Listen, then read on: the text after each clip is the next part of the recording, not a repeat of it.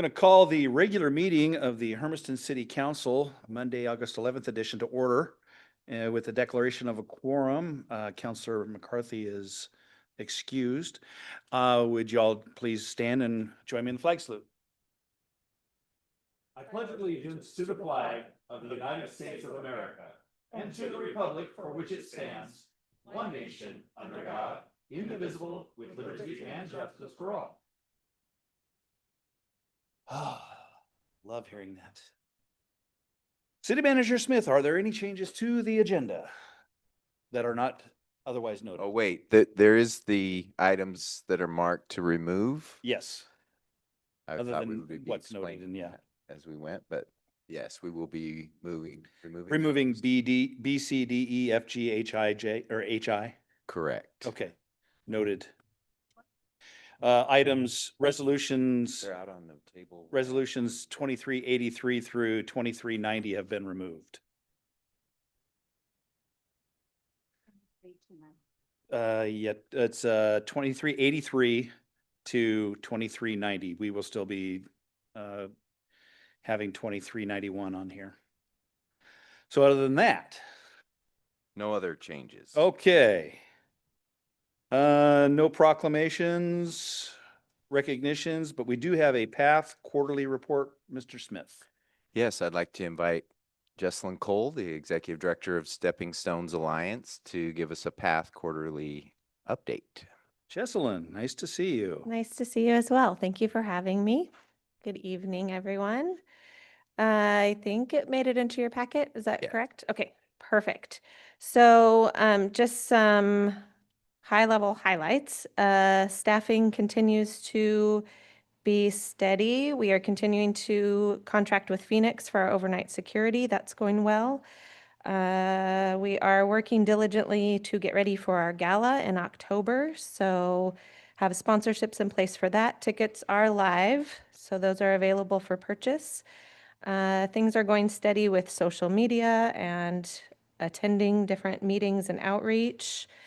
We continue to be available to make presentations at different organizations or churches as requested.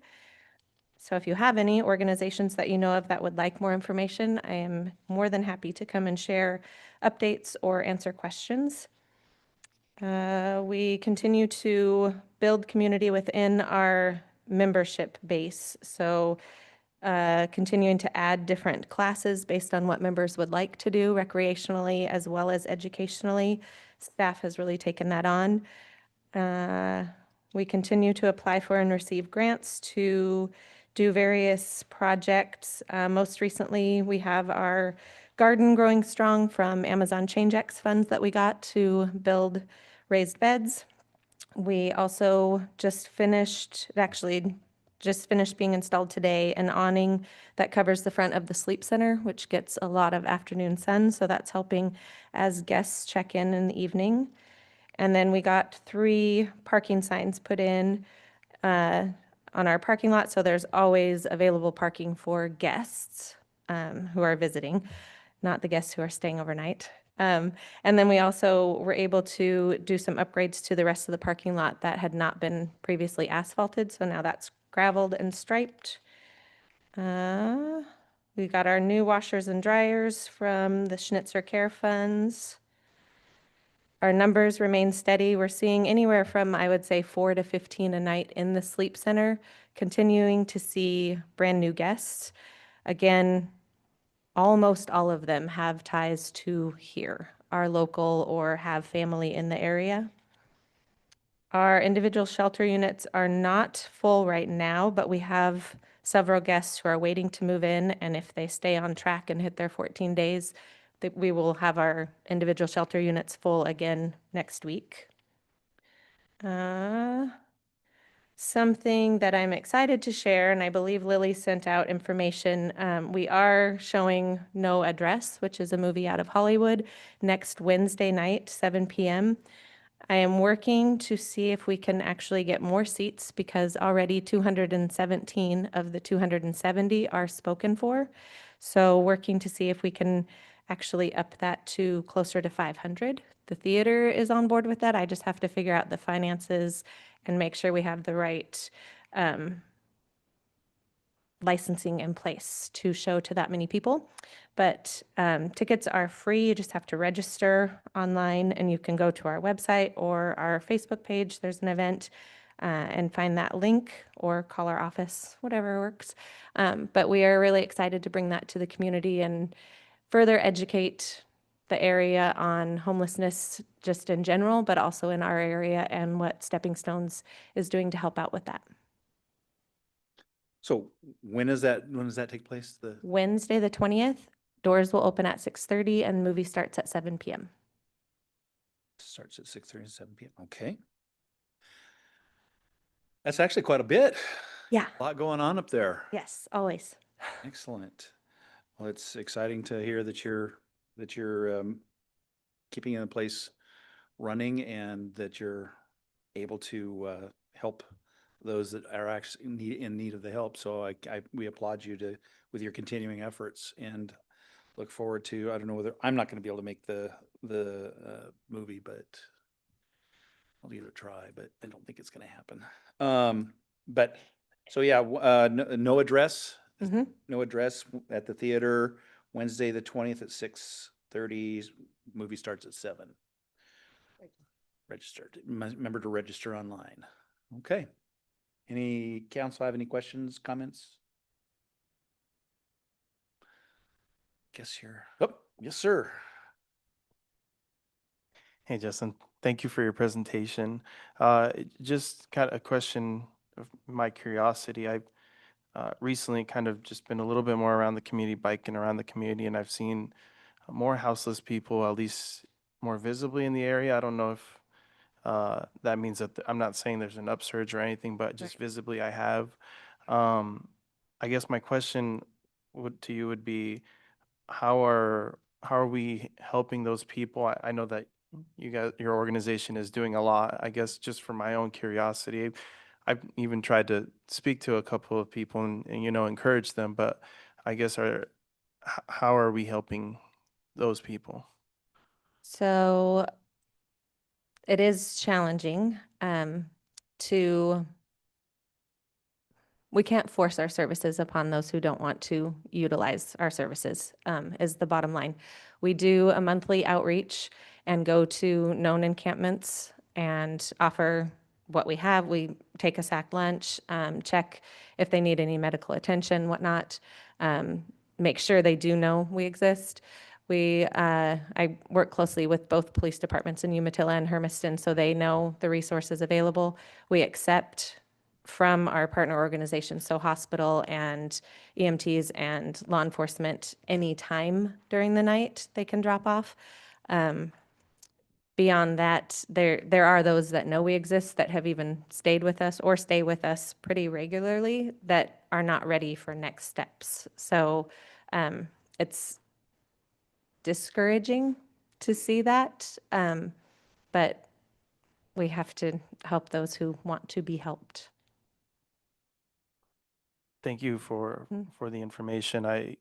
And thank you for answering a tough question, quite frankly. And so I appreciate the work that you guys are doing, and I know it's definitely not easy. And I think you said it perfectly. It's kind of hard to help people that maybe they're not in the right stage to want to be helped at that time. But I appreciate the compassion that your organization is doing, especially for our constituents in the area. So thank you for what you do, and I appreciate it. Thank you. Thank you. All right. Thank you, ma'am. Thank you. Okay, citizen input on non-agenda items. Anyone wishing to bring anything before the council that is not on the agenda is asked to please do the following. Limit your comments to not more than 5 minutes. State your name and address, and address your comments to me. Please. Hi, my name is Karen Jones. I live at 1010 West Highland Avenue in Hermiston. I was actually doing a follow-up to something that Jeff Kelso brought up a few meetings ago, and that was looking at potentially city ordinances on adult businesses, and I thought we were going to be revisiting that in the future. Are we going to be revisiting that? And is there a tentative date on that? We have been doing some research with some outside legal counsel because of the kind of the tricky nature of that Right. law.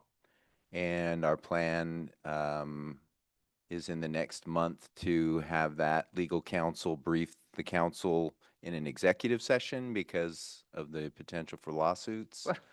And then we'll see if we bring anything for a public update after that. Okay, thank you so much. Any other comments? Seeing none? Okay. Consent agenda. We have consent agenda items A and B, committee vacancy report and minutes of the July 28 council meeting. Any council questions? Consent agenda? No.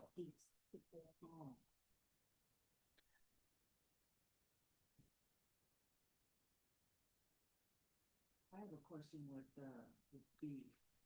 On the minutes? Yes. Okay, we'll pull B, so to item removed from the consent agenda. That way we can discuss it if we need to. Want to make sure that, because you said at the beginning that we were removing some resolutions, and I want to make sure you said from. Yeah, that's for later on. Yeah.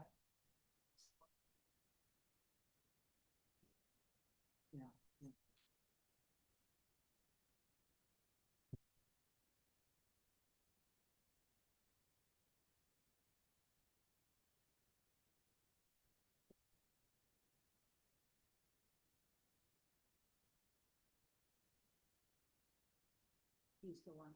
Do you still want to pull the minutes? Okay. Any public comment on consent agenda items A and B? Seeing none. Council comments? None? No items removed. Okay, motion to approve consent agenda items A and B. Motion to approve. Second. Okay, Counselor Hayward. Motion, Counselor Roberts, second. Roll call. Yes. Yes. Yes. Yes. Yes. Yes. Yes. Motion passes unanimously, 7-0. No items removed. Okay, public hearing, annexation 4N 2802BA, tax lot 100, Jabber Investment Limited Liability Corporation, 2455 Northeast 7th Street. Okay, do we have any declarations of a conflict of interest from the council? Seeing none. Hearing guidelines will now be presented by city staff. Planning Director Clint Spencer. Sir. The city council is holding a hearing to consider a request for annexation to the city of Hermiston. The city council will consider the request and make a decision based on the criteria established in 15005 of the Hermiston Code of Ordinances. The applicant wishes to annex an approximate 3.7 acre parcel located at 2455 Northeast 7th Street. The applicant is Jabber Investment LLC. The applicable substantive criteria relied upon by the city in rendering the decision to annex the property are contained in 15005 of the Hermiston Code of Ordinances. Testimony and evidence must be directed toward the criteria described above or other criteria in the comprehensive plan and land use regulations which the person believes apply to the decision. Failure to raise an issue by the close of the record at or following the hearing, in person or by letter, precludes appeal to the Land Use Board of Appeals based on that issue. Failure to raise an issue with sufficient specificity to afford the decision maker and the parties an opportunity to respond to that issue precludes appeal to LUBA based on that issue. Failure to raise constitutional or other issues relating to proposed conditions of approval with sufficient specificity to allow the local government or its designee to respond to the issue precludes an action for damages in circuit court. Prior to the conclusion of the evidentiary hearing, any participant may request an opportunity to present additional evidence, arguments, or testimony regarding the application. The City Council shall grant such a request by continuing the public hearing pursuant to ORS 197-7976B, or leaving the record open for additional written evidence, arguments, or testimony pursuant to ORS 197-7976C. For this hearing, the process begins with the staff report, followed by testimony from the applicants and any other supporters of the application. This will be followed by opponents to the application. Finally, a rebuttal by the applicant will be allowed. The public hearing portion of the procedure will then be closed, and the City Council will render a decision on annexation. Okay, so this hearing is now open. City staff will now present its report. Mr. Spencer. Yes. Heather, can you give me the mouse?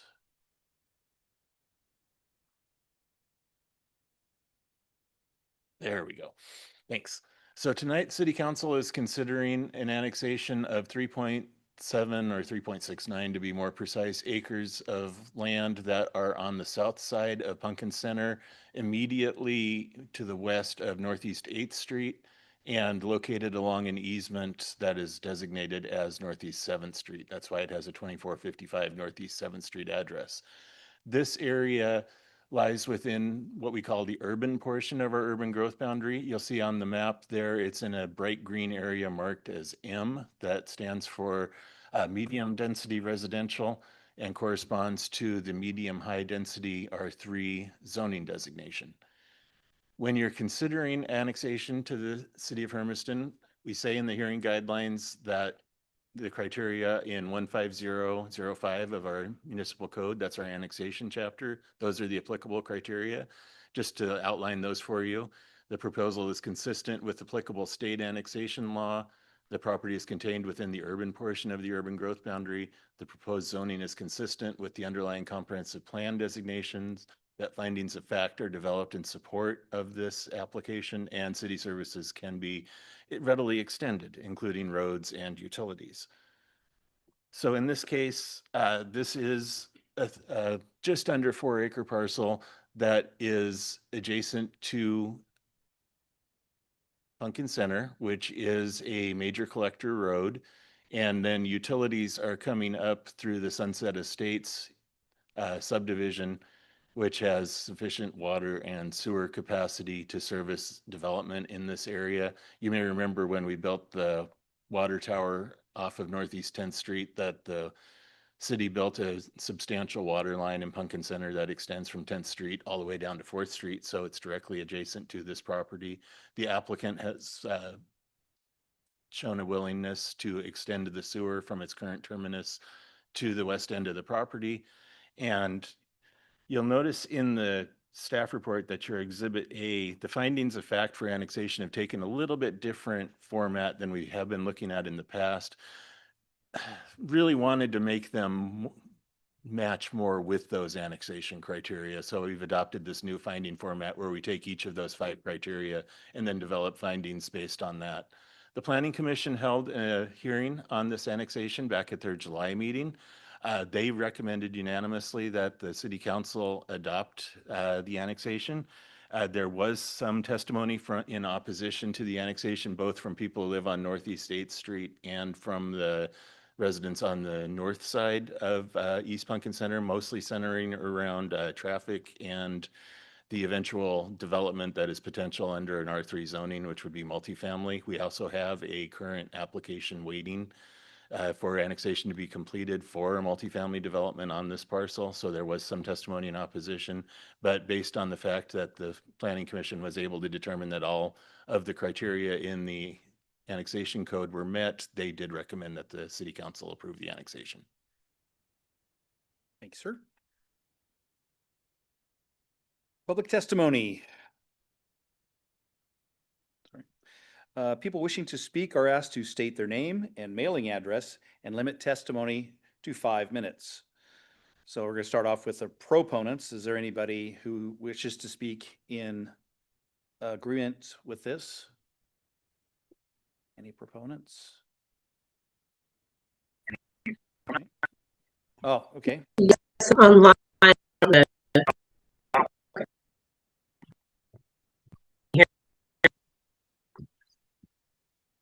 Christy, This- you're breaking up. Christy Badiola, I'm with Harm. You can't, You're I'm with- breaking up, Christy.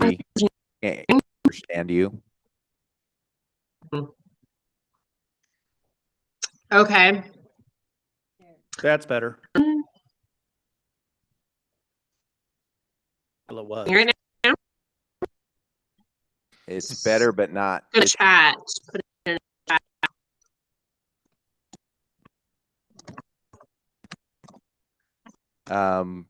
you're still hard to understand. I don't know if you want to try to come out and come back into the meeting.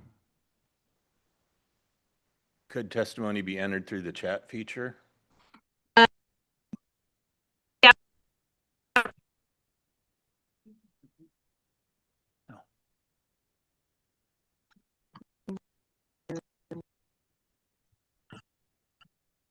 She's going to leave and rejoin. So while we're waiting for her to leave and rejoin, do we have any other proponents for this? Okay, well, we'll keep it with the proponents. We'll give her a moment to try and re-enter.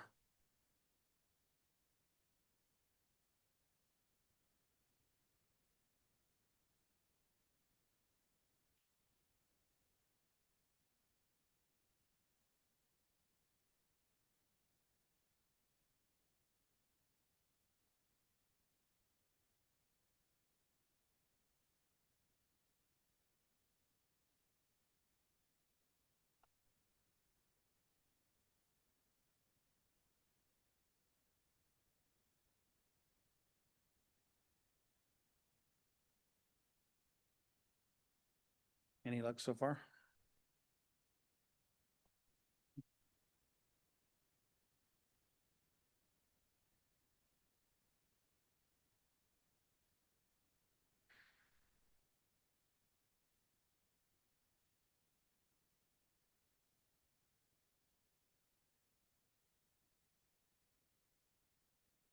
Mr. Tubby, would it be acceptable for us to continue on and come back to her? Or do we have to wait?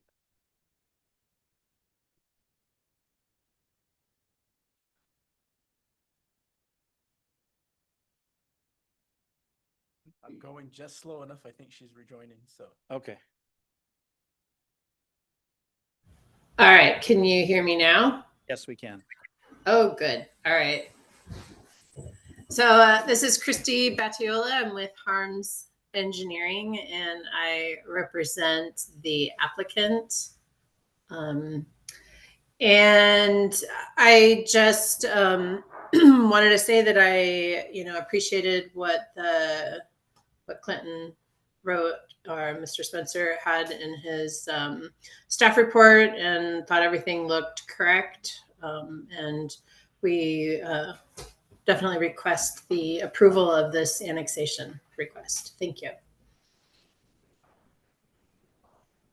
All right. Any others? Okay, so moving on to neutral parties. Do we have anybody that is neutral that wishes to speak regarding this?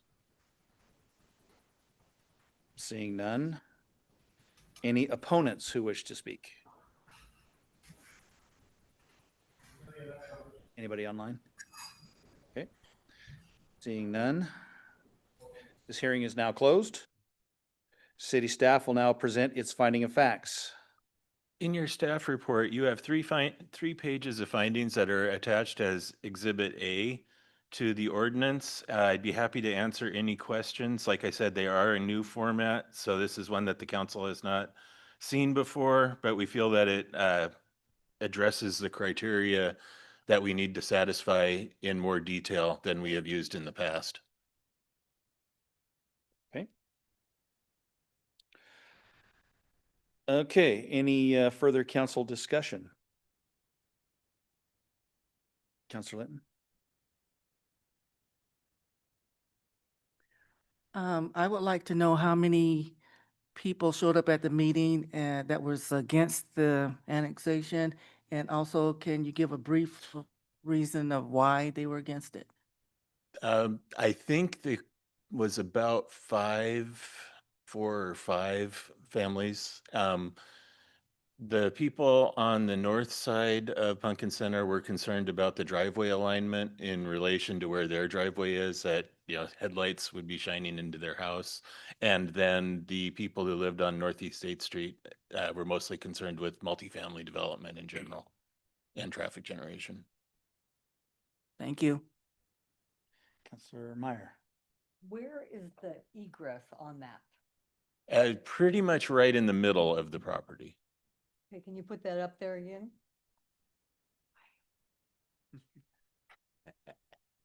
Sorry.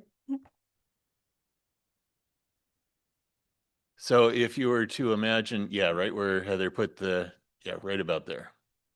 Egress needs to be at least 300 feet from the intersection with Northeast State Street. So where you reach 300 feet of spacing, that's the minimum distance for having the egress.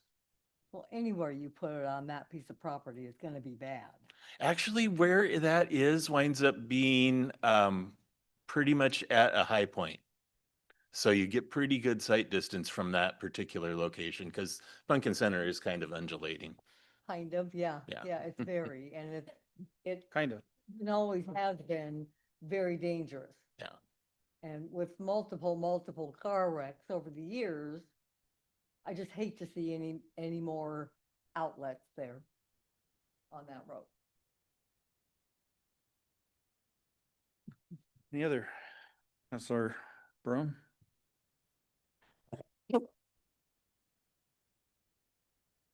Counselor Myers, a couple of years ago with a particular property up here in Pumpkin Center brought this concern, and I'm wanting to re-bring it up again about the speed limit over there in Pumpkin Center.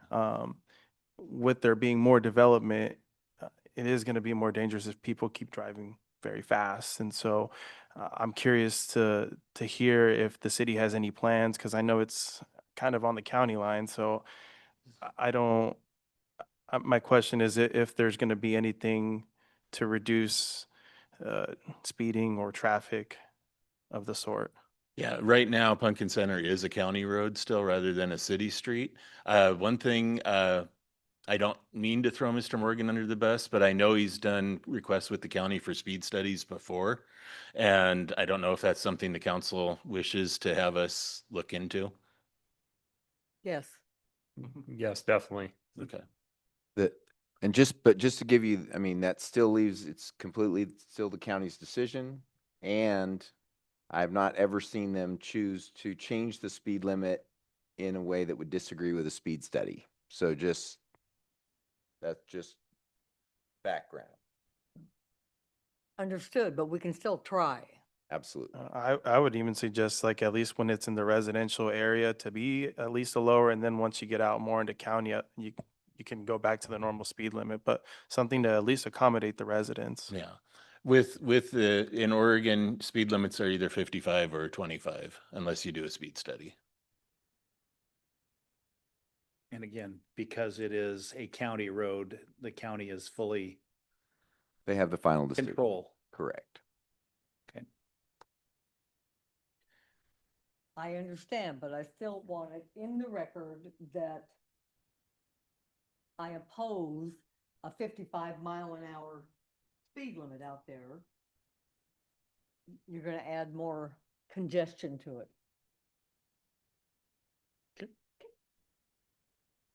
Any other council discussion? Yeah, thank you. So my understanding is that 7th Street is not an actual city street. Is that correct? That's correct. It is an access easement that services the properties to the south. And so there would be no plans to ever improve that or, It is not able to be developed into a public street. All it can be is a private driveway because of the spacing standards. okay, thank you. Councilor Roberts?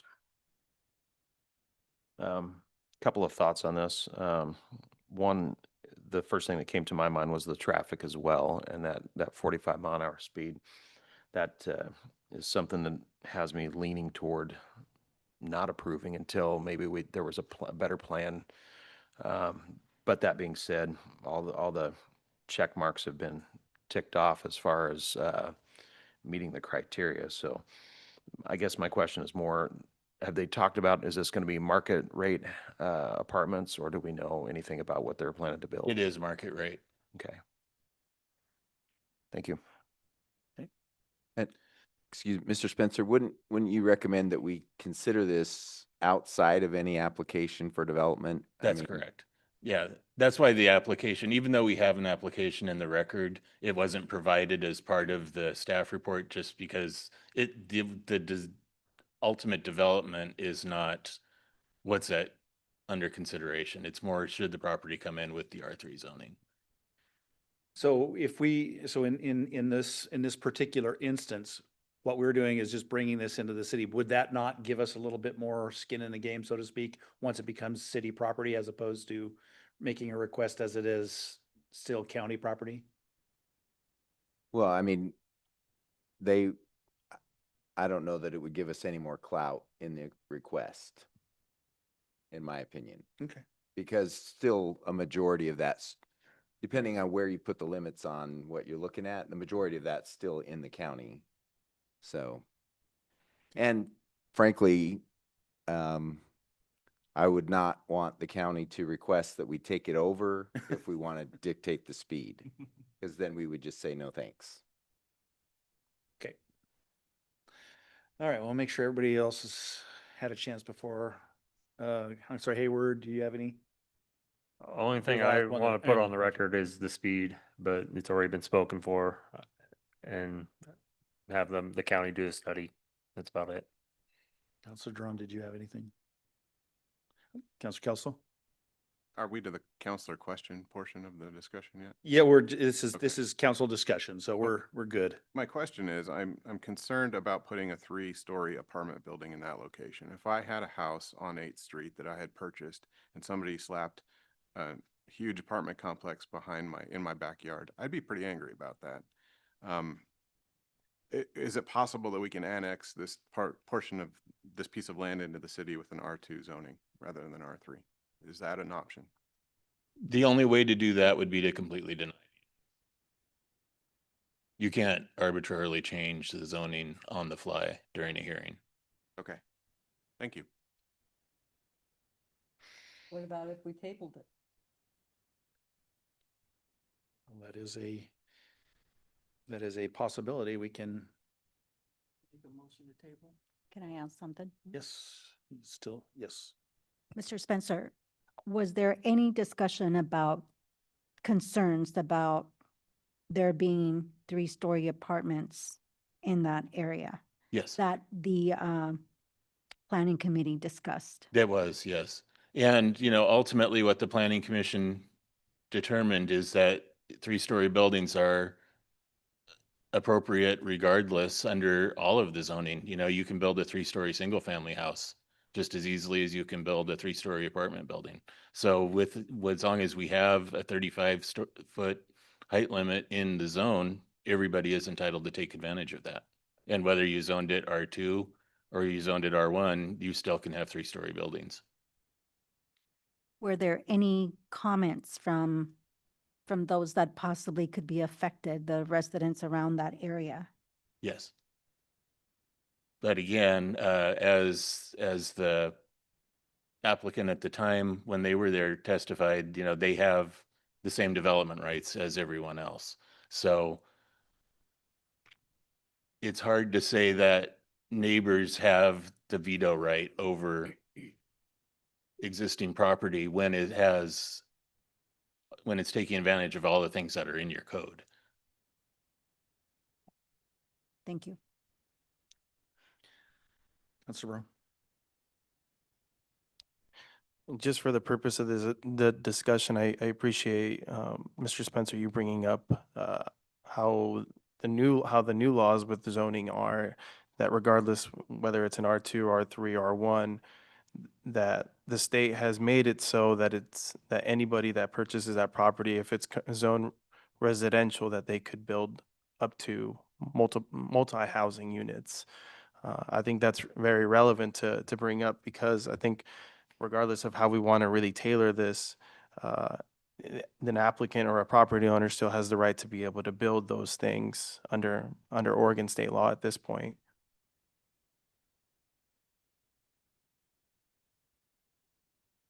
So then in that case, there's no benefit to zoning it R2. That would be my thought, because even as R2, you can still get a conditional use permit to do multifamily. And who would that permit come from? The planning commission. And the council would have no override. That's correct. The planning commission is the final decision maker on that.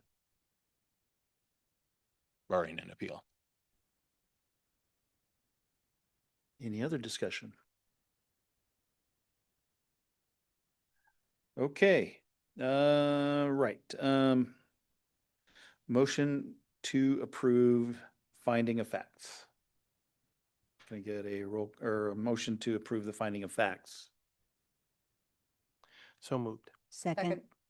Okay, been moved by Counselor Barone, seconded by Counselor Meyer. Roll call. Yes. Yes. Yes. Yes. Yes. Yes. Yes. Count passes unanimously, 7-0. Okay, can I get a motion to impose condition of approval? So moved. Second. Been moved by Counselor Barone, second by Counselor Duran. Roll call. Yes. Yes. Yes. Yes. No. Yes. Yes. Okay, it passes you with 6-1 with one in dissent, Counselor Linton. This item will be presented again during ordinances 73, or well, it's up next. So here we go. Okay, ordinances resolution, ordinance 2376, annexation of Jabber Investments LLC 4N2802BA, tax lot 100 through 42455 Northeast 7th Street. City Manager Smith. We do have a change that we need to make to the title, a small amendment. I'll have Mr. Tubby Okay, explain that. This one. what is our change? Okay, Mayor and council, as we reviewed this document, the draft document that was prepared for the day, we came across in the title itself, in the packet that you have right now, it references East Theater Lane. This property is East Pumpkin Center Road. And so I would ask for an amendment to that title tonight to just replace East Theater Lane with East Pumpkin Center Road to make sure that we're in conformance. The rest of the verbiage of that document is correct as far as the meets and bounds and description of the property. Okay, is there any objection to changing the title to match the document? Okay, it appears there's a consensus. We don't have to do a motion, or that'll be included as the motion to approve. At this point, we could do a motion to amend. Okay, Then that would, as we then go into the readings, we can reference it as amended. I would entertain a motion to amend. So moved. Second. Okay, been motion by Counselor Roberts and seconded by Counselor Hayward to amend the document as stated by Mr. Tovey. Oh, Lord. Sorry, sir. Roll call. Yes. Yes. Yes. Yes. Yes. Yes. Yes. Okay, motion carries. All right. Moving forward with that. Council comments? Or well, do you need to discuss this further or anything you want to throw out? Okay. Council comments on resolution 2376. Counselor Barone. Thank you, Mayor. After having this discussion and realizing that we maybe can't do a lot on our end as a city, I think one thing that we can do, have it on the record, but also if there is any letter or something that we can send on behalf of the city council, asking to see if they could consider anything with the speed. I think that's something that we can do whether or not they decide to act upon that, that might be, something that might be their choice, right? But I think there's enough concern here where I feel like we should mention something to the Board of County Commissioners so that they are aware of the concerns that we have in this area. Okay. We can send a letter requesting that. I will definitely do that. I just wanted you to know the scenario that you're requesting into. Counselor Hayward.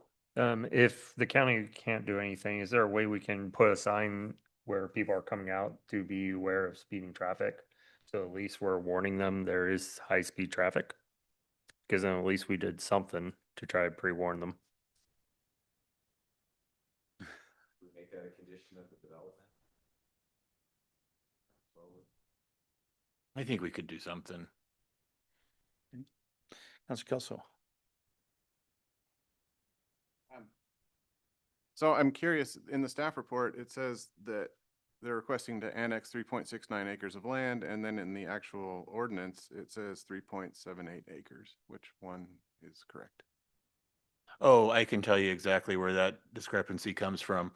You have the area of land that is buildable, and that's the 3.69 acres. But then the legal description for the land itself includes the south 33 feet of Pumpkin Center Road as well. So there's a little bit more land when you're actually reading the deed than what you would see on the tax lot maps, just to have that little extra land.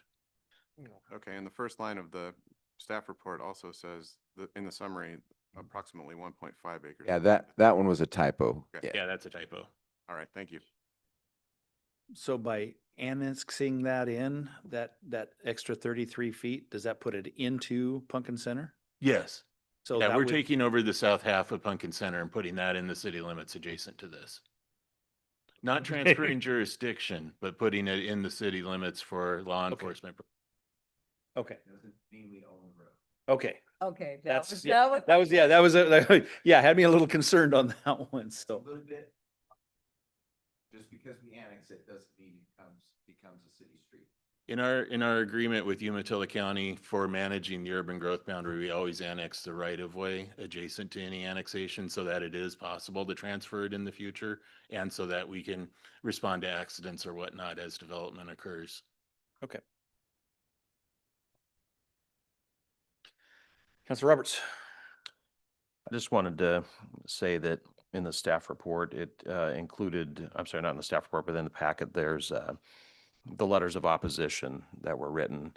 And I read each of those. They give me great pause on this issue because just like it was mentioned, if somebody plopped one of these down in my backyard, I'm not sure how I'd feel about it. So listening to what was written in those, or kind of absorbing that, I take no joy in the fact that this thing may be going forward against what the people want out there, but it has, like I said, checked all the boxes. It is market rate housing, which we are struggling for, and unfortunately sometimes growth has pains that we don't all like, and so it's not a perfect thing, but I'm glad that we're at least getting some more housing that we really need. So. Okay. Any other council comments? Let's make sure everybody's had a chance first. Any other council comments? Councilor Jerome. Mr. Roberts, thank you for bringing that up, because I think sometimes if people don't read our packet, they may not know that we had an opportunity to read the letters. And like you said, we feel like it's not that we are not listening to what our constituents are saying, but also the law is pretty prescriptive as well.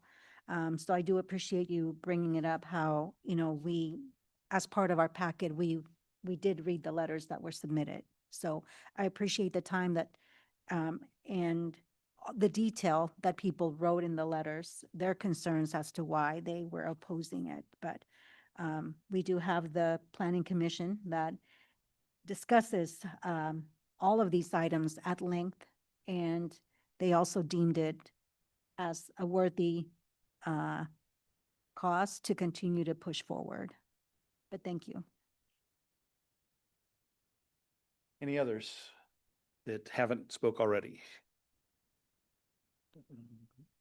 Okay, coming back to Counselor Kelso for your second shot. Thank you very much. I just want to say that I don't think you'll find anybody in town who's more in favor of market rate housing than me, but I lament the fact that we don't apparently have a way of controlling where that goes.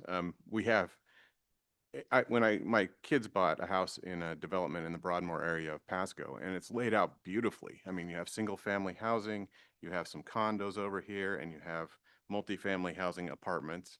And it's all just very well done. When you look at it on Google Maps, it's well planned, but apparently we can't do that here. What we get is a patchwork of here's a few houses, here's a massive apartment complex, here's some condos jammed in over here, and here's some more housing. This area that is county property is surrounded by single family houses to the east and to the west. If they were proposing multifamily housing unit like this, a 3-story imposing beast like this on the north side of Pumpkin Center, I'd be all in favor of that, because there's division, there's no breakup of the continuity of the flow of the land when you look at it from the air. But in my opinion, this is it's fragmented development, and we don't apparently have a way to avoid that, which I think is unfortunate. And I don't know if that's a function of living in the People's Republic of Oregon, or if it's some limitation that we have locally. I'm not sure, but I just wish it weren't that way. That's what I wanted to say. Counselor Hayward. Any other council comments?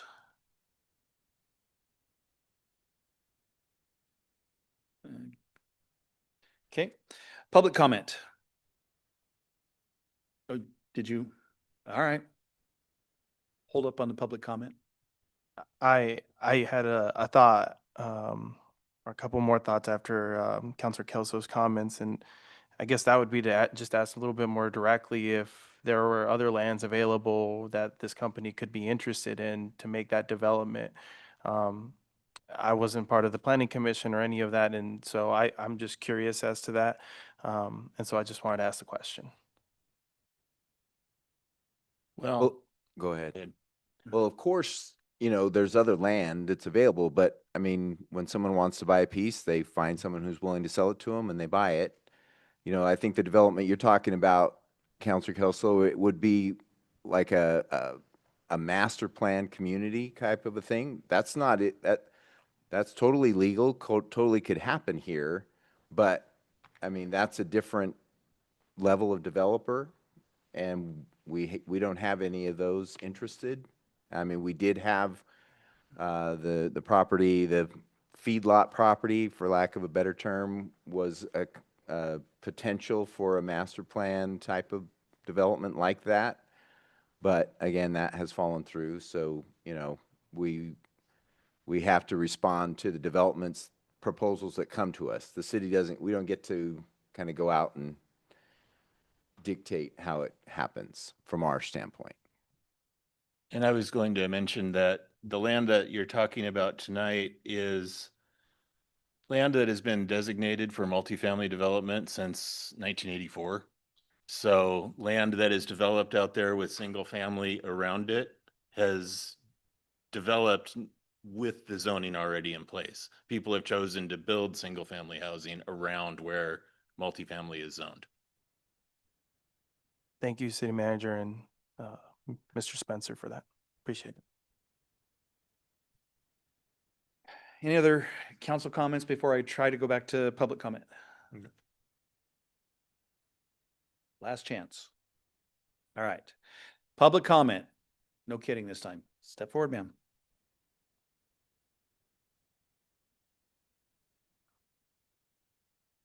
Karen Jones, 1010 West Highland Avenue, Hermiston. I guess I have real sympathy for the people who live by the proposed development, because I would be really upset. And I didn't know if there are any requirements that you can impose, such as landscaping to help give more privacy to the already existing homeowners' properties, fences, solid fences, trees something that you can do to help, because their noise level is going to go up dramatically too.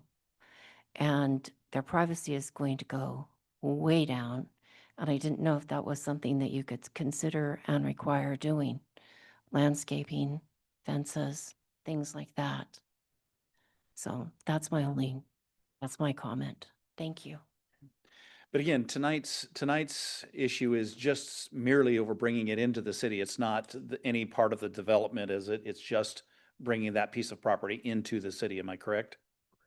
So any development, any creation of, or any work on, that's going to be done on the property is going to be a separate issue.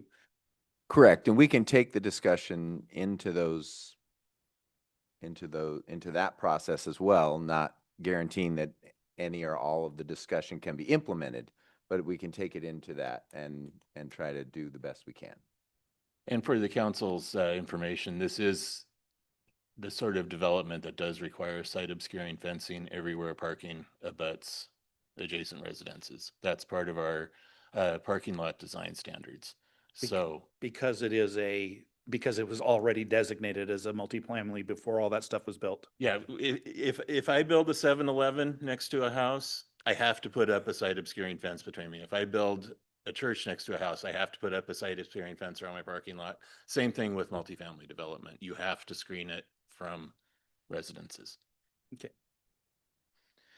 All right, any other public comment? Seeing none. Mayor requests first reading of ordinance be by title only and calls for a roll call.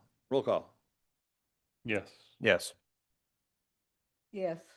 Yes. Yes. Yes. Yes. Motion passes unanimously. Mr. Tuvey. As amended, by the way. First reading by title only of ordinance number 2376 as amended, an ordinance annexing certain real property on East Pumpkin Center Road, describing said real property, withdrawing said real property from special districts, and designating zoning. Mr. Mayor. All right, mayor requests that the ordinance be put up for final adoption at this meeting and that the second reading be by title only and calls for a roll call. Roll call. Yes. Yes. Yes. Yes. Yeah, just like now. Yes. Yes. Yes. Motion passes unanimously. Okay, motion that ordinance number 2376 be adopted. Mr. Mayor. Oh, I'm sorry. Yeah, read it again. I'm sorry. Mr. Tubby, thank you. Second reading by title only of ordinance number 2376 as amended, an ordinance annexing certain real property on East Pumpkin Center Road, describing said real property, withdrawing said real property from special districts, and designating zoning. Mr. Mayor. Thank you. Trying to go too fast, I think. All right, motion that ordinance 2376 be adopted and become effective 30 days after adoption by city council. Roll call. Yes. Yes. Yes. Yes. No. No. Yes. Motion passes 5 to 2. 5-2. Okay. With Councilor Linton and Councilor Kelso being in opposition. A point of order, Mr. Mayor. Yes, sir. Did we need a motion and a second for that? I think you No. called a roll call on that.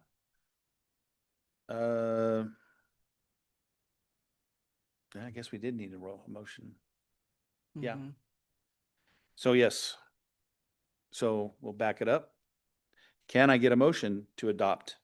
Motion adopt. Second. Okay. And let's try that again. Roll call. Yes. Yes. Yes. Yes. No. No. Yes. All right. Thank you. 5-2 again. Same. Okay. So they need to know who. The same two, it's with Councilor Kelso and Councilor Linton in No, but opposition. motion. Oh, the I made motion was, Brown made the second. Roy. yes, I'm sorry. Sorry. I thought I said that. That's not a good night. think I need to, Okay. I need to go back to Hawaii. Oh, no. Okay, so resolutions or items B through I have been removed, and we are up to resolution 2391, Southeast 10th Street jurisdiction transfer. City Manager Smith. Yeah, Mr. Morgan.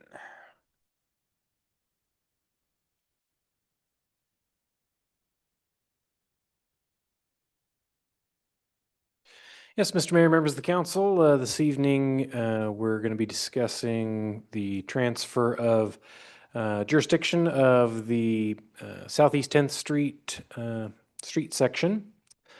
This process this evening will simply initiate that transfer process. Probably important to keep that in mind. The transfer of jurisdiction of roadways is governed by some documents between Umatilla County and the city of Hermiston. So this process this evening will initiate that process with the county. Umatilla County Commissioners will still have to hold a public hearing on their end and go through some process that way. So still some opportunity for public input and public notice to go out. This is simply the first steps of the process to begin moving through that. Discussions with Umatilla County on accepting jurisdiction of roadways inside of our urban growth boundary continue to be ongoing, where the county would love us to take over all of their county roads inside of our UGB. They're expensive to maintain, so we generally tend to put that off as long as we can. In this instance, Umatilla County has offered to make a one-time lump sum payment to the city in exchange for accepting jurisdiction of that section of roadway. Due to the development that's occurred around there, as well as the development that we anticipate on the east side of the city, and for a number of other reasons, acceptance of this section of roadway makes a lot of sense at this time. So we're recommending to accept that section of roadway. To give you a sense of where we're talking about, this is overall aerial of the community, specifically the section of Southeast 10th Street that we're talking about is that red section highlighted right there, bounded on the north side by Highland Avenue, on the south end by Columbia Drive, approximately where the BMCC Hermiston campus is located. What we know about the east side of the community is we anticipate a significant amount of housing development to occur over the coming years, really over the next 5 to 7 years-ish. We anticipate construction of somewhere in the range of around 1,000 housing units to be built approximately as shown by those black boxes bounded in yellow. For a sense of scale, that'd be like the city of Hermiston adding a little bit more than the entire city of Stanfield onto the east side of the community. So we know a lot of those trips are going to be circulating inside of the community, as well as going north-south throughout the community. So we really know from our transportation system plan, anticipating that growth, and from anticipating this growth now that we're actually seeing hammers swinging and boards going up and foundations into the ground. A lot of those vehicles are going to be going north-south on Southeast 10th Street as an alternative to get to Pumpkin Center on the north, Elm Avenue, Theater Lane, Highland Avenue, as well as really getting down to Highway 395 on the south end of the community. So we know long-term that section of roadway is going to form a larger and larger portion of our north-south transportation network. That portion of Southeast 10th that we'll be accepting is classified as an urban minor collector. For those of you who don't read our transportation system plan every night and have it memorized by heart and what that means, that is a designation that would make it basically the same as what Theater Lane is currently. So that's what that section of roadway has been planned to build out at for many, many years at this point. We're now to the point where, as the community grows, we're now having to accommodate this traffic that we're seeing with community growth. Additionally, 10th Street forms a major component of our long-term implementation of the transportation system plan. Ultimately, in conjunction with the Getman Road extension, we really see that forming the eastern portion of a corridor connecting the southern portion of the community all the way from Highway 207 along Getman Road to 395 and then 395 north to Pumpkin Center. Again, that's going to be classified as a collector, so not an arterial. Will carry the same designation, like I said, as theater lane long-term once it's built out, but it will be carrying a significant more amount of traffic into the future as the community builds out on the east. So again, this acceptance of jurisdiction of that section of roadway from the county comes with a certain portion of compensation. So the city will be accepting the long-term maintenance obligation for that section of roadway. And Umatilla County will be providing a one-time lump sum of $200,000 in cash to the city. The liability that we're accepting, there's the actual roadway itself, but probably the biggest concern with that section of roadway is accepting the long-term liability of what is currently a one-lane culvert over Hermiston Irrigation District's A-line canal. Right now it's one lane, definitely substandard. That section is, you can see it's weight limited. The sign there is showing weight limits going across that section. So already as it exists today, it's carrying a significant amount of what I think some would consider to be already city traffic. So those would be traffic, every traffic trip has 2 points on it. You have where it starts and where it ends. And so it's already carrying a significant amount of traffic that both begins and ends inside of the city limits of Hermiston. So there's a lot of folks using that. There's also still a lot of folks that are using it that, they may begin and end both outside of the city limits out in the county or some combination of the two. But long term, we recognize that this is only going to continue to carry more and more traffic for folks getting around inside of the city of Hermiston. So on our city capital improvement plan, because we've anticipated that this is long-term going to be coming in and becoming a part of the city's transportation network, replacement of that culvert has been on our transportation system plan for eventual replacement since we created our first capital improvement plan in 2017. So we anticipate that actual replacement of that culvert with a full standard two-lane street configuration, also accommodating sidewalks on both sides of that. We anticipate the cost of that being approximately $800,000. Also important to keep in mind, so this is an aerial image of the Columbia Ridge subdivision, which is currently building out. That image is looking approximately to the east-northeast, roughly above the BMCC campus. You can see Columbia Drive heading off into that development. You can see Southeast 10th Street heading off to the left, which would be north there. That culvert is just off the image to the left-hand side. So this image is from this spring. Several homes are already being framed in that subdivision. We anticipate about 200 homes in that subdivision to be built all the way from Southeast 10th along the A-Line Canal, ultimately reaching all the way out to Highland Extension on the east side. So in anticipation of that, rather than having the development rebuild that culvert immediately as they develop, their traffic trips will only form a portion of the existing and future traffic over that culvert. So it was not appropriate to assess all of the cost of replacing that culvert just to that one development. So for every home that gets built into that subdivision, they are assessed a specific assessment for rebuilding that culvert of a little over $1,500 per home that gets built in there. Additionally, every new home that gets built in the city, anywhere in the city, regardless of where they're at, they also pay a transportation system development charge of $423 per home.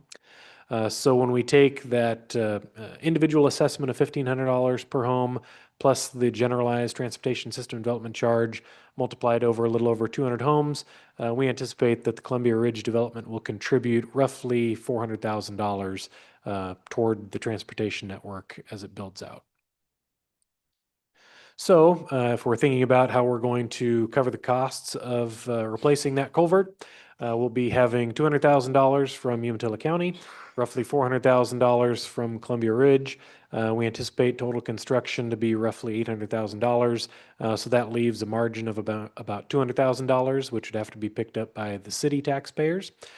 So we anticipate there's also a significant amount of additional development land along Southeast 10th between Columbia Drive and Highland. We've seen other developments occurring along Highland Avenue. We anticipate that pattern to continue into the distant future.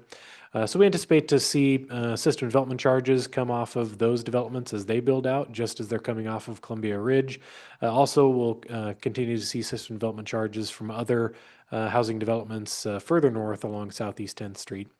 Additionally, again, it's important to keep in mind that that bridge is already carrying a significant amount of existing city traffic, as well as future city traffic as we continue to grow out into the future. And then also important to keep in mind, I'm just focusing on the culvert for replacement, and I think the existing Southeast 10th Street roadway is relatively narrow, not up to city standard, will need to be brought up to city standard. But again, it's important to keep in mind that all of the properties that front onto Southeast 10th Street currently, if and when they build, they would be required to rebuild that section of Southeast 10th Street to centerline, the same as what Columbia Ridge was required to do. They had to rebuild their portion of Southeast 10th to centerline and add curb gutter and sidewalk. So if and when adjoining properties along Southeast 10th Street decide to sell for development, that's when they would have to cover their portion of rebuilding and bringing up to city standards. So significantly less liability than may otherwise be anticipated if we were just assuming that we were going to have to go in the city, build it to a city standard as it is. Also probably worth pointing out, along those lines, simply accepting jurisdiction of the roadway, that does not doesn't annex the properties adjacent to it into the city limits, does not increase any of the adjacent properties' property taxes, any of those sorts of things. This just transfers the jurisdictional ownership of the roadway from Umatilla County to the city. So any of the existing properties along there, if they choose to sell their property and somebody else, has it for a single family home, there's no change in their status.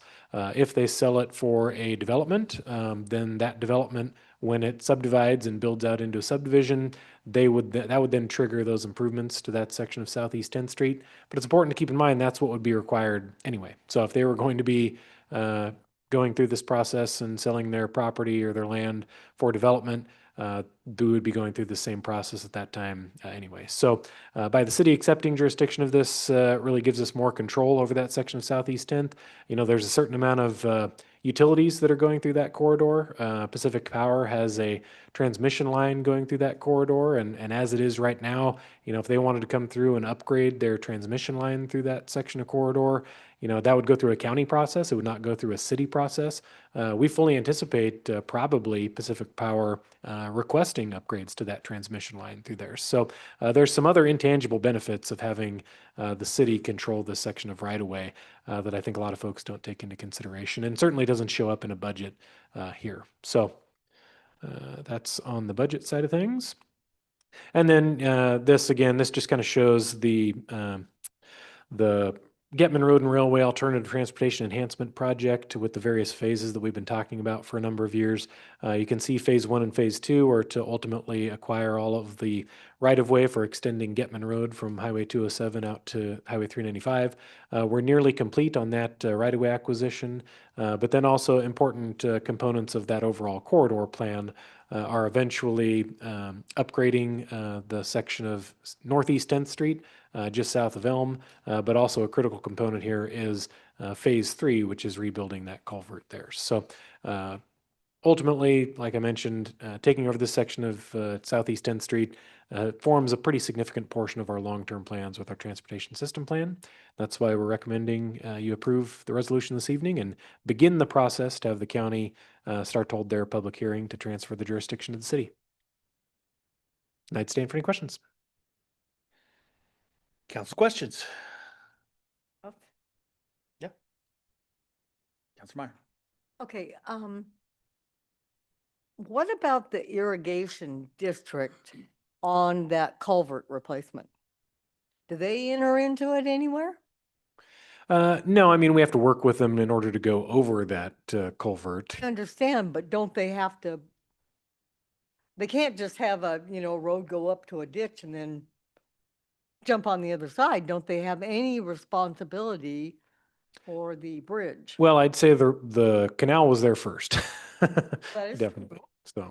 So no, I mean, they would just as soon rather us not have a bridge over it at all. So. Well, can we fill it in?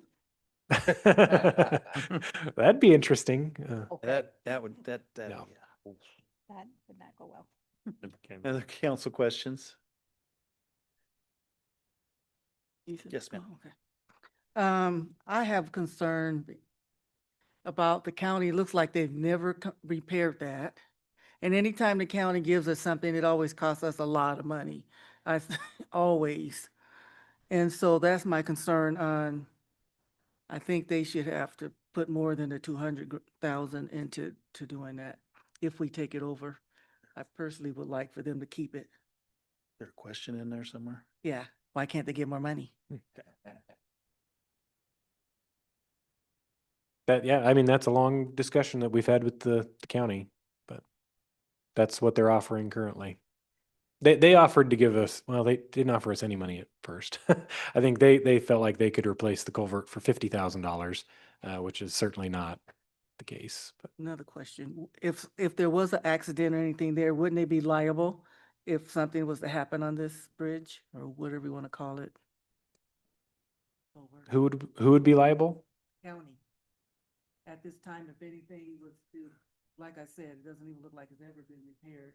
So if any accident or if somebody's driving over it and it was to collapse, wouldn't they be liable? It's their roadway currently, so a lot of things would factor into that.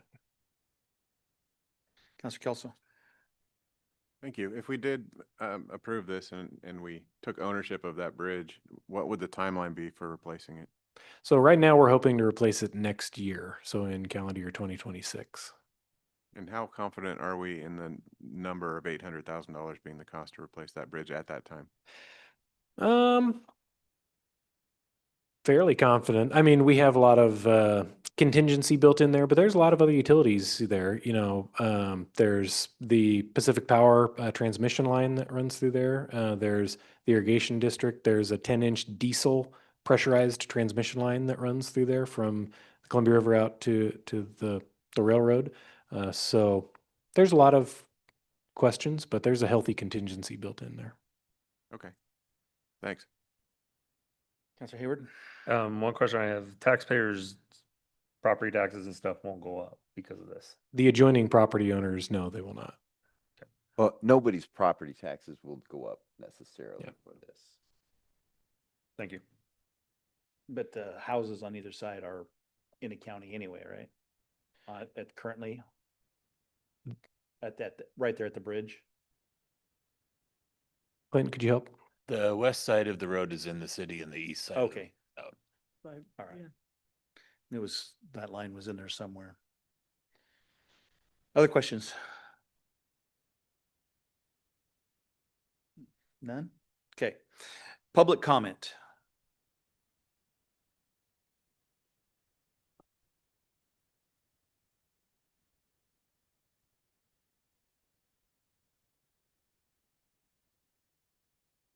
Welcome. I'm Vernon Weber, 1100 Southeast 10th Street. And as a property owner along there, I own 960 feet, 0.30 feet. Got a couple of concerns. One, it is not a culvert bridge. There is no culvert over the A-line canal or the Maxwell ditch. They are both steel I-beam bridges. They may be single lane, but they are not culverts. You need to strike that word out of your verbiage. Those bridges were both replaced, what, Tanya, in the last 10 years? Yeah. Last time it was replaced when it burned down. Yeah. Yeah, So they replaced both of the wood bridges with steel I-beam bridges. And there is significant, on that particular bridge that you showed, that one, there is significant irrigation that the irrigation company would have to change if that road widens to accommodate the flood irrigation that we have, 3 neighbors that are here.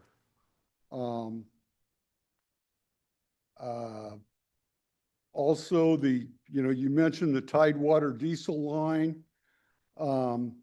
There's fences, there's irrigation systems, there is phone lines, there's gas lines, there is soil conservation drains.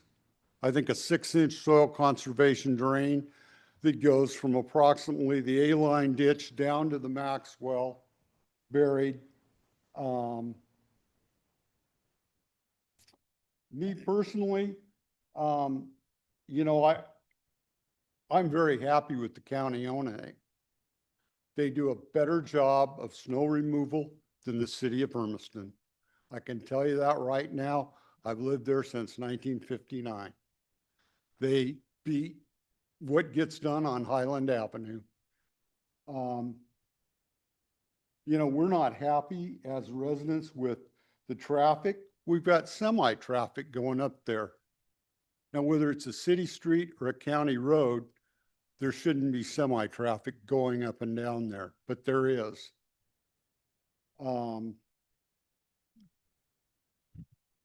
I don't know, you know, if there's going to be water lines, sewer lines. I don't have any idea, but my property may be in the city limits, but I don't have city sewer. I don't have city water. I'm very happy just the way it is. So I guess I'm not in favor of it. If you guys widen it, if the city does take it over sometime, they're going to have to deal with the irrigation company and deal with how water is dispersed out of that ditch. You know, ultimately get them to pipe the ditch. And just because you talk about that bridge, just down the road, maybe 1,000 feet, is the Maxwell ditch. And this one is at least a cement sided ditch. The Maxwell ditch is an earthen ditch that they have put, when it got so bad, they poured cement and put steel I-beams over that also. But, you know, there's going to be, if you think you're going to get money out of the irrigation company to widen that, the footings for the Maxwell Bridge, it's probably not going to happen. That's Indian water that comes out of the Umatilla River. The A-line canal comes out of Cold Springs Reservoir. So there's a difference of jurisdiction there, you know, and you know, all change is good. I just don't like change. I'll be honest with you. And, you know, as far as the county, I'm really happy with what the county does. So, also the 3 different residents that came here tonight on this issue, it would have been nice if we would have got notification letter. We did not. I heard it on KOHU. I don't know where my 2 neighbors heard it. But I hope any future planning on a road that goes up and down, that we get notification. There was some mention of Pacific Power Line. There is one of those major transmission lines that just got put in. I don't think you're going to see Pacific Power and Light wanting to move that. It's not a power pole. Thank you. Thank you, sir. Any other public comment?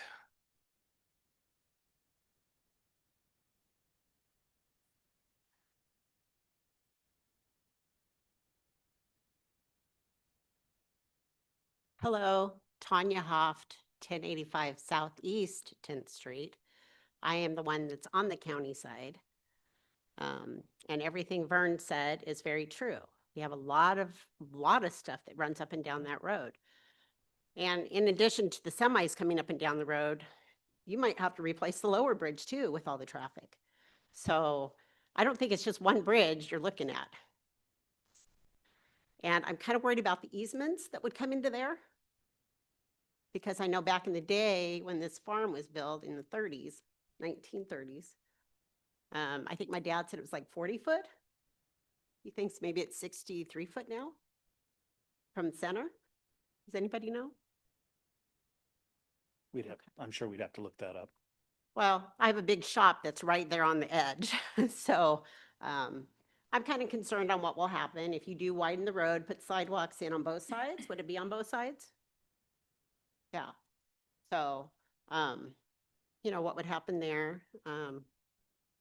I have water rights. I am farm deferred right now. I am glad that my taxes will not go up. So thank you for that. I am concerned about the Getman Road eventually hitting 10th Street, that whole division. And so you're aiming semis to go down 10th Street eventually? Is that how I understand that? No? Okay. Because I'm concerned about that too, because there is 3 schools up and down 10th Street. 4 if you go all the way to Pumpkin Center. So kids and semis, I don't think mix. So thank you for your time. Other public comment?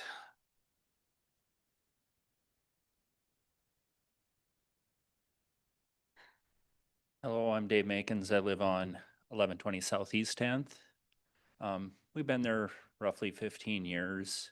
That sign you see right there in that picture, my wife had to make countless phone calls to have those signs put up because semi trucks come up our road. They would stop in front of our house. Truck drivers would come in our driveway and ask us, is it okay to go over the bridge? And we wanted to ask, is it okay for you to be on city streets?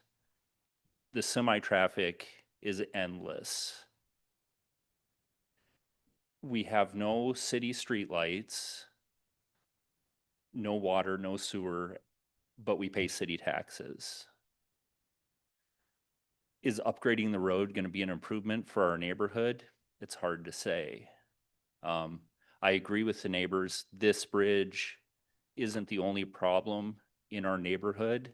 The next bridge down is also a concern because it will not be wide enough for sidewalks for children to walk to the schools on that bridge. And just on the other side of this bridge, as the neighbor said, there's significant irrigation infrastructure.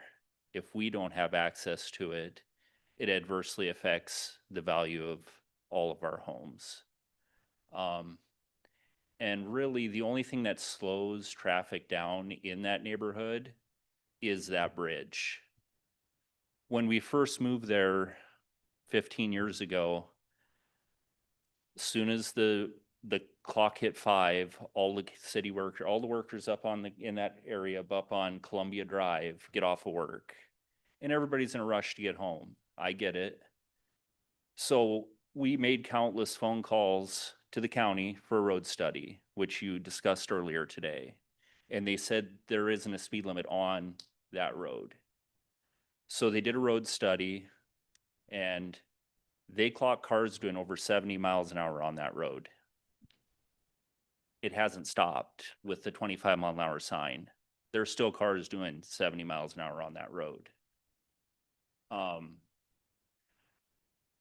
With the city taking ownership of it, do I feel that they'll pull speeders over more on that road? I'm not sure. And I'm not necessarily confident that the city is going to care for the road any better. Columbia Drive, I've been in that neighborhood 15 years and it's never had road markings put on it. No yellow lines, no bike lane. It's just a black road. Sometimes cars are on way over in your lane, but they don't know where they're at in the road. I'm not sure it's going to be an improvement having the city manage that road, but it'd be wait to be seen, I guess. That's up to your guys' decision. If you think you can care for the road better than the county, I don't believe you will. And I don't believe that you will hit the projected $800,000 price point for replacing that bridge and also the other bridge. And the communication with the people of the community or that are affected has not been addressed properly. You know, what is the affected cost that the people that live along there, are we gonna be the ones footing the bill for the sidewalk? Or is it the city that's footing the bill for the sidewalks? Do anybody have answers for that for us, or is that part of the $800,000? Is the 800,000 just for the bridge, or is that for the total road improvement?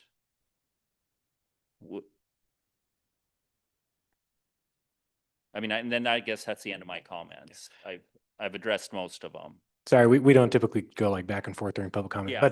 but so to that point specifically, so that $800,000 is important to keep in mind. That is just for the cost of replacing the bridge over the A-line canal. Also important to keep in mind, you know, that when I say just the bridge, I truly mean just the bridge. So it will feather right back in, leaving the rest of the roadway north of the bridge essentially in the same state. So reason I bring that up is because your original question of who's going to pay for the sidewalks, it's not going to be the city that's going to pay for the sidewalks, but it's not going to be you unless you want a sidewalk. So to my point earlier about the properties in their existing condition as they are now, this makes no change. If you decided to sell your property for development and say a subdivision wanted to come in and develop housing there, then it would be required to build to the same city standard, and then they would be required to put sidewalk in at that time. But so unless you make a change to your property like that, you would not be required to put the sidewalks in. Thanks for clarifying that. Yep. That was all I had to say. Thank you. Thank you, Ms. Morgan. Any other public comment? Seeing none. Council comments. Councilor Brown? I appreciate the public coming out and testifying and letting us know really what's on your mind. I mean, I have to honor the fact that you guys have lived there for decades and had established themselves for a while. I do know, just for some quick facts, that Umatilla County does manage over 1,000 miles of road, 300 to 500 miles of paved road. And so I think it coming into our city jurisdiction, we have less miles and less road to manage. So I believe that we would do a fine job of managing that for your guys' neighborhood. At the end of the day, for safety concerns, there is going to be more traffic if we like it or not. I am in favor of making changes or upping enforcement, whatever that comes with, to make sure that it's a lot more safer, whether that includes more maybe patrols in the area or to catch speeders, because that's just unacceptable for people to go that fast in that area. Honestly, I used to kind of work in parole and probation or in the county offices or at the DA's office and on South Columbia. So it was really nice to honestly just go on a walk, and I'd go down that bridge all the time, just kind of walking by. So the fact that there would be sidewalks, that was encouraging to me.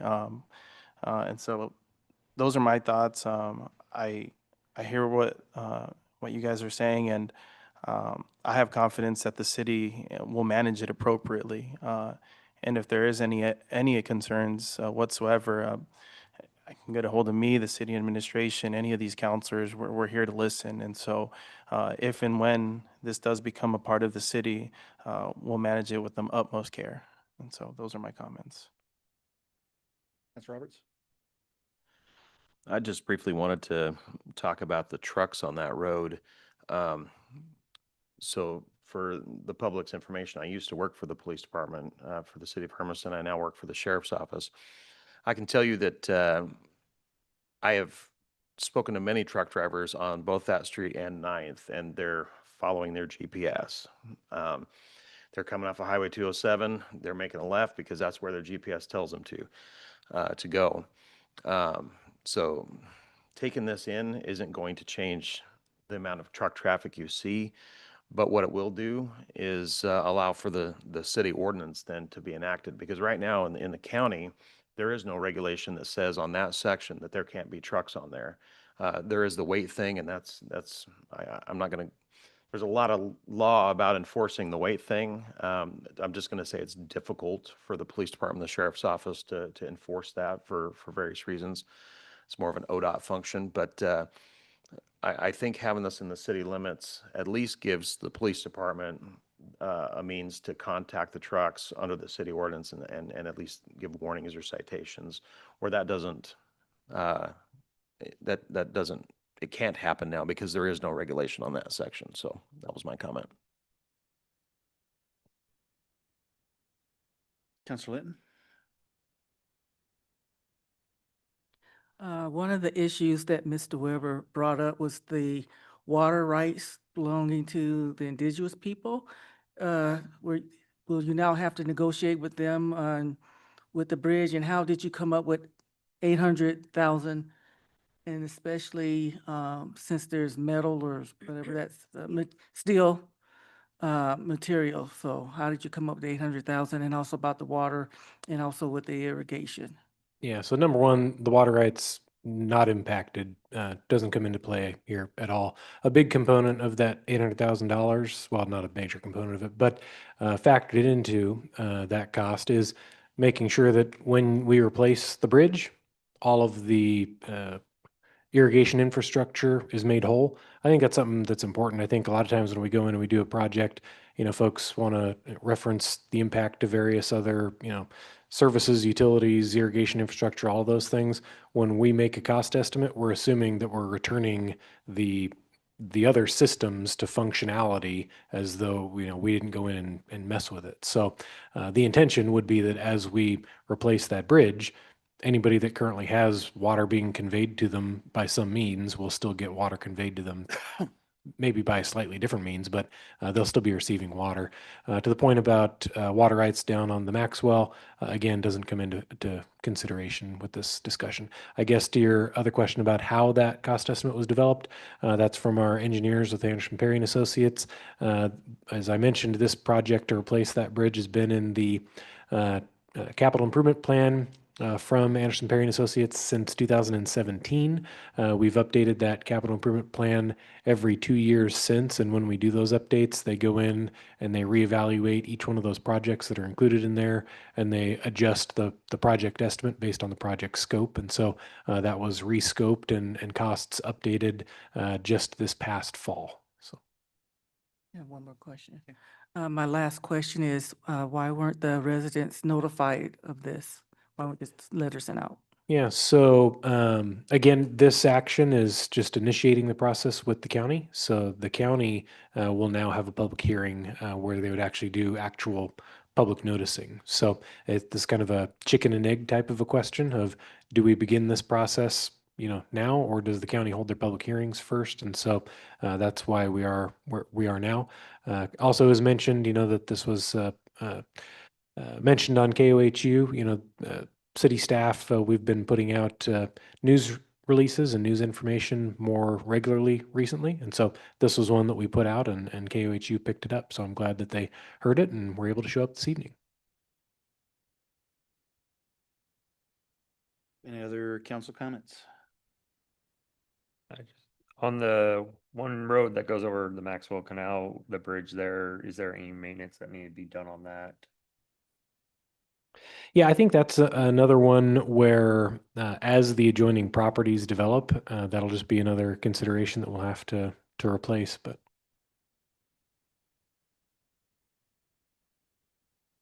This is questions and comments now. Hold up.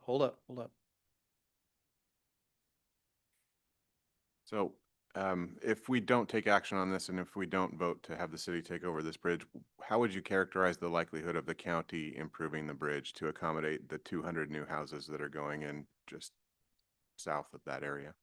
0. Okay, thank you.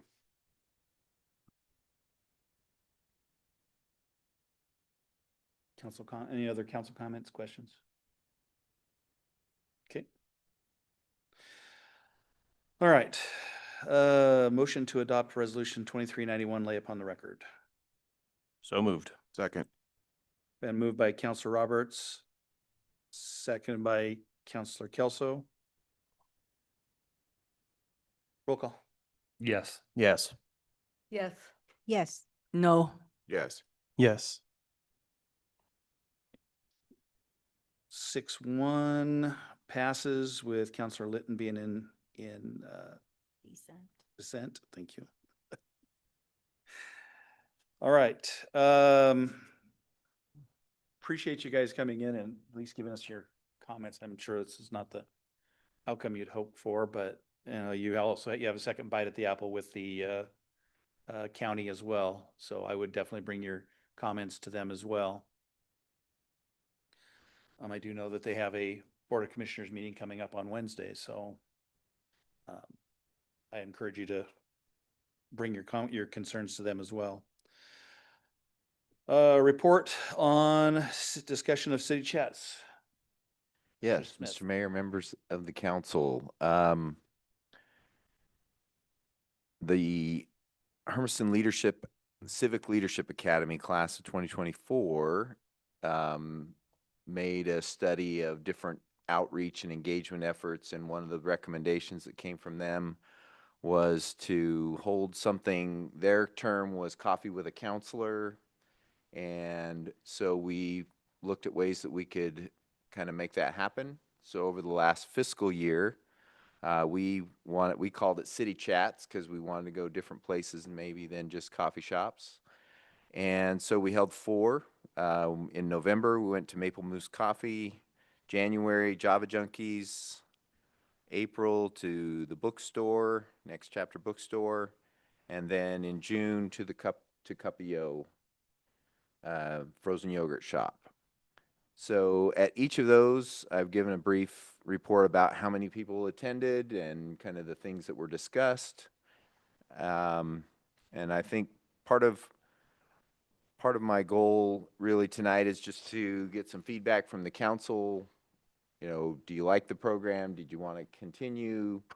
That type of thing. And then, do you have any ideas of other types of places that we could go to hold these types of events? Frankly, if we got the kind of response we got at the bookstore every time, we would probably overload some of the coffee shops and that type of thing because there was just a good number of people. And so, do we need to consider some other types of facilities, places, if that's something the council wanted to do? So this is just that's my kind of quick report, and I'd be happy to hear some discussion and feedback from the council. Councilor Hayward. I think it was a great idea. I loved it, the time, because it got us to meet the citizens and be there for them when they could. One thing that I think of that we could probably maybe try or take a look in, maybe a radio section where we're on the air and people call in. Okay. Councilor Drum.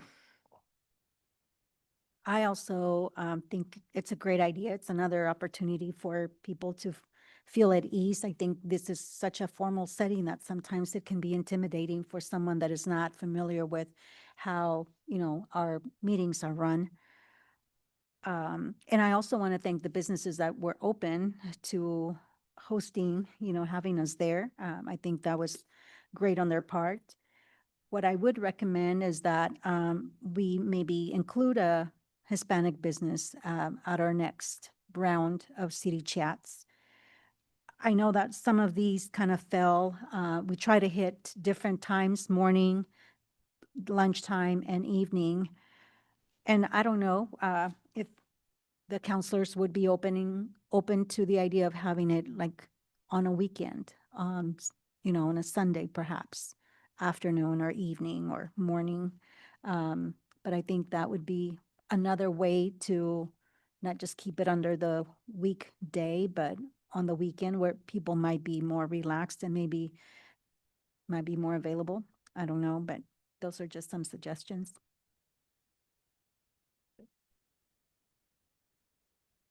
Councilor Brown. I had the chance to attend the Next Chapter Bookstore meeting, and honestly, I had a really good time. There's a lot of good discussion. So I'm pretty in favor of doing these different businesses that we can go to. And I mean, there's obviously, like you were saying, City Manager Smith, maybe other venues or avenues that might be a little bit more suited for maybe a larger audience. But I really had a good time. It was great to also have city staff there because, you know, although we're well versed in what we do up here, the city staff can provide a lot more context about where we've been and where we're going. And so I appreciated having city staff there, and it was a good time. It was also good to just support local businesses and just be there and just be able to mingle. So thank you. Councilor Linton? I just have a suggestion, the food pot over there, then we can cover everybody. It won't be just one group. Okay. Councilor Roberts? Yeah, I was also thinking of the food pod, so that was a good one. But I'm also wondering could we incorporate this into some of the already events that go on, like Melon Fest, Cinco de Mayo, things like that, where we don't necessarily have to have a booth, but we could just be up there and sitting around a table, and people can approach us, and we're going to be there for a certain time because we know people are going to be at those events. It might be an easier way to, since instead of having them come to us, they're already there. We're coming to them, maybe is kind of my thought. So. Councilor Kelso? I just wanted to chime in and say that I also, I was able to attend a couple of the events and I had a great time. As a new counselor, I learned a lot about people's points of view and about the history of the city. And I think it was an excellent opportunity to learn. And I did want to ask if we've coordinated with the chamber to have them advertise to their businesses to see if their businesses might be willing to host such an event. You're the only one other than me that hadn't had anything. You got anything there? Okay.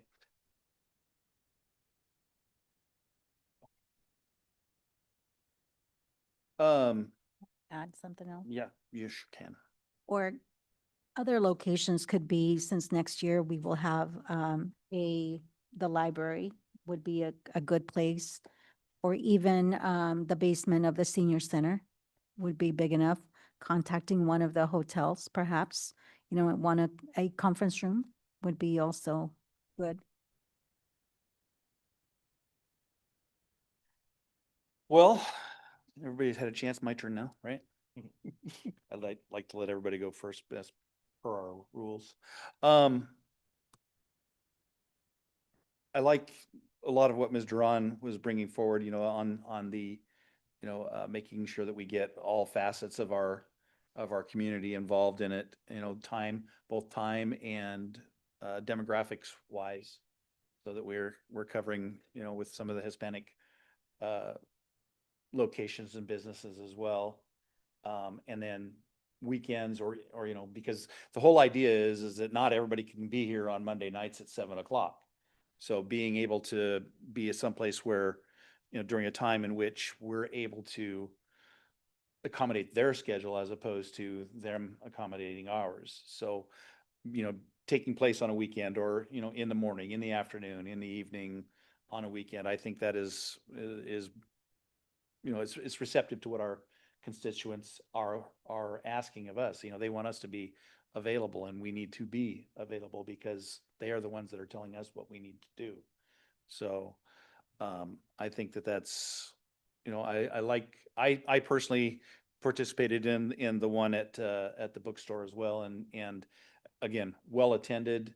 A lot of there was some interesting comments made during that, and there was a lot of, but I mean, the information that was brought forward was relevant, and in some cases it was, it provided a backstory to what might not have been known up to that point. So that's the whole idea behind this, I do believe, is to get that information, to get us, talking to one another, getting our people, the people that we represent to come talk to us, being at a location where they can and not feel like they're put on the spot, where they have to come up here and stand in front and know that it's going out to the world, on YouTube and such, so that, we can make them feel a little bit more comfortable about talking to us specifically as opposed to, you know, having 3 minutes to say what they have to say. So I am beyond all forward, or, you know, loving this idea and think we should continue to move it forward. Wow, that was a lot. So is that what you needed? Yeah, it sounds great. I don't know if you wanted to see if. Well, is there anybody in the audience that would like to participate in this discussion, even though it's not on here? So come forward, come forward.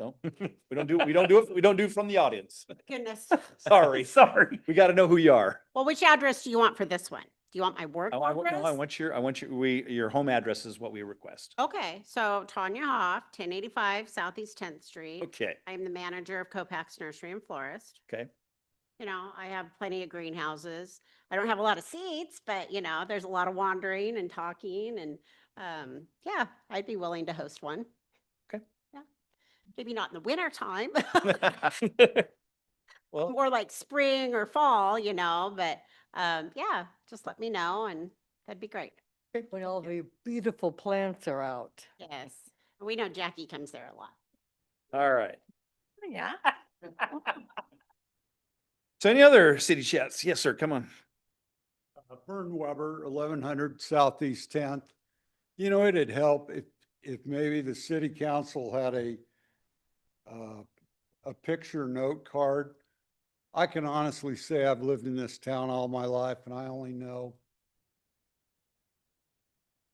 3 of you. And so like when the voters things comes out, I don't vote for the person that I think is going to do the best job. I vote against the one that I don't want. Just to be honest with you, you know, I have no idea, you know, the policeman, I recognize him. I went to school with Jackie. I've dealt with Clint before, but I don't know you people. And this is my community. Thank you. Thanks, sir.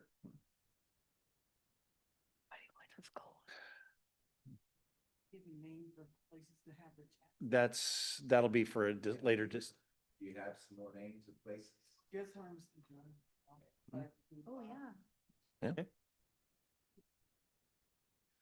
So Any we don't- others? We don't need a motion on this. We just, No, I don't think we Okay. need a motion. This is just ideas, brainstorming, I guess, at the end of a council session.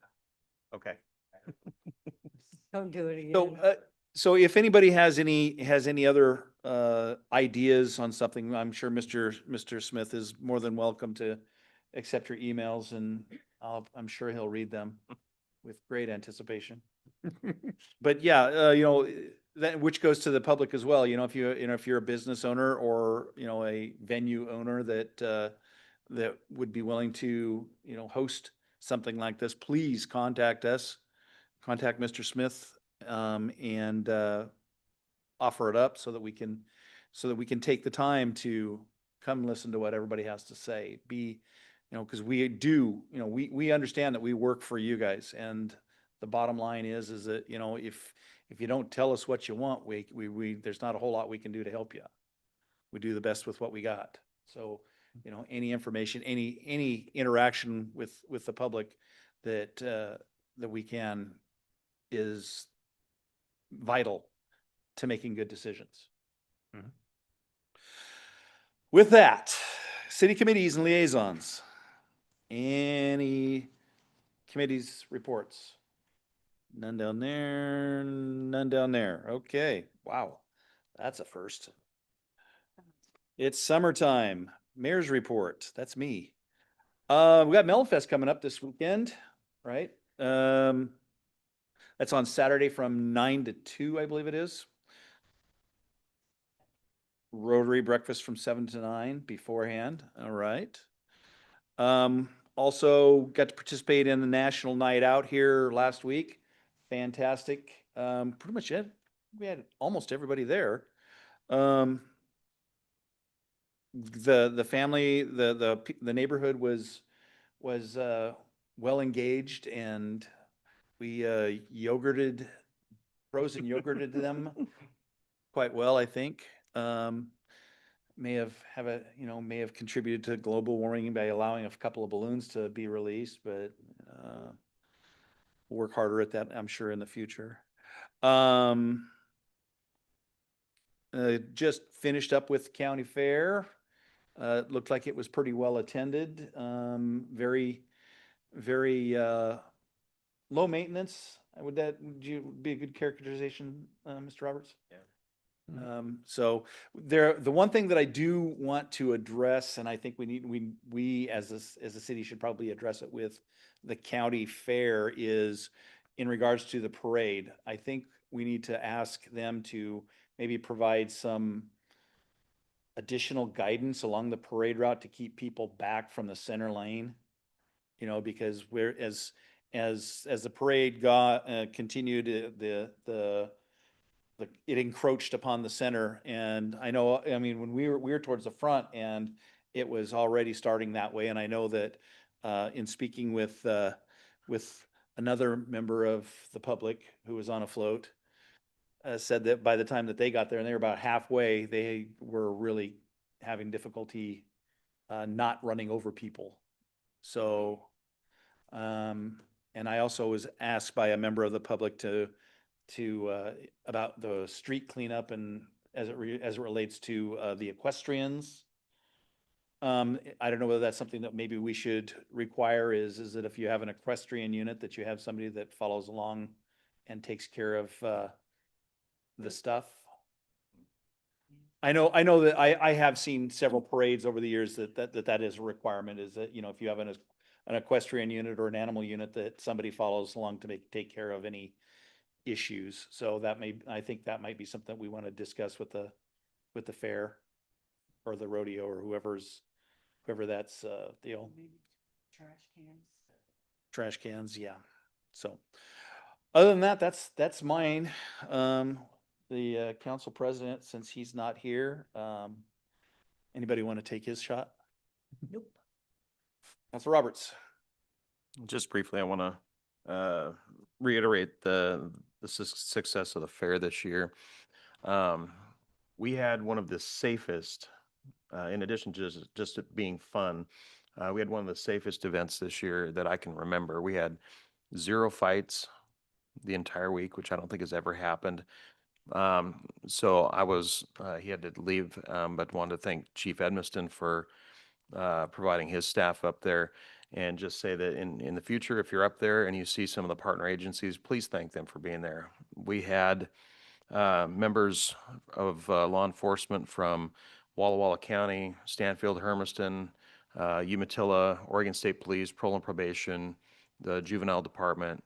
A very good showing from those people, and that really is what leads to that being such a safe event. So just encourage people to thank them next year while you're up there. Sir? Just on what Josh said about the fair, everybody I talked to up there in the community, even the workers, thanking them. It was amazing success. Everybody loved it, enjoyed it, and was really happy about the fair. Okay. Councilor Brown? Yeah, I too had a really good time at the fair. Went to the rodeo on Wednesday, so that was a really cool kickoff to the week. And then Saturday ended up at Latino night and ended up at shoe day at the end of the night. So it was a good time. A lot of people there, a lot of fun, and like Council Roberts mentioned, it was great to see that everybody was getting along. There was no fights for the most part, and so it was a good night. It was a really good night. So I always look forward to that time of the year because I feel like we get much bigger and there's more people on and about. There's a really good vibe about it, and so had a great time. Wasn't the parking well taken care of, and the cities, the transportation that was provided, the trolley that I believe that's is that theirs? Okay, but the trolley as part of the, helped with the foot traffic and such. So I think it really worked really well. Councilor Kelso. Yeah, I had the opportunity to volunteer with the Hermiston Amateur Radio Club to direct traffic for floats and vehicles going into the parade. And I survived again this year, thank goodness. But I do have some suggestions for improvement if the city is going to open a dialogue about ways to make the parade safer. That lineup on Orchard going down to the post office and all the way past West Park Elementary, I think we could streamline that and make it a little bit safer for everybody. I had a great time at the fair, live streaming. Just an awesome event. I think the weather was incredible this year. I didn't get roasted to within an inch of my life, which is a first for me at the Umatilla County Fair. So I think it was a great time, and I second what everybody else has already said. And I would like to give a shout out to the Parks and Rec production of Winnie the Pooh, which my 3-year-old granddaughter just absolutely loved at the high school. And 40 people were involved. I'd like to thank Mrs. Bemrose and Mr. Blake for putting that on and being the directors. And just an awesome event that the city put on. And I think they'll do better next year. I hear they're contemplating doing Finding Nemo. So me and my 4-year-old granddaughter will be at that event. You can bet on it. Wow. Thank you. Excellent. Any other council comments? Yes, Council Drum. I want to thank the council members that participated in all of these events. I was not able to due to a minor accident that I had with a ladder. But, you know, I think it takes a whole lot of people in the background to make, you know, an event successful. So want to thank the people from the rodeo, the fair, all the volunteers, you know, from different organizations that come together to make it a fun activity for families to enjoy and for adults to be able to also partake in the adult activities. I also want to thank the folks that step up and whenever they see a need, you know, they go about their business and take care of things. I was reading on social media. Some people have noticed that there have been weeds, dry weeds, you know, in certain sections of the city. And they've taken it up on themselves to go and mow their grass or mow the weeds that are growing tall, with the concern that with the weather being so dry, you know, to prevent more fires from happening. So I appreciate, you know, the initiative from these individuals that are just doing it out of the kindness of their heart. And we appreciate the fact that, you know, you see something and you bring other people to maybe, or you're doing it solo. So I appreciate that. And I just wanted to give them a shout out. Other council comments? Mr. Smith, you're up.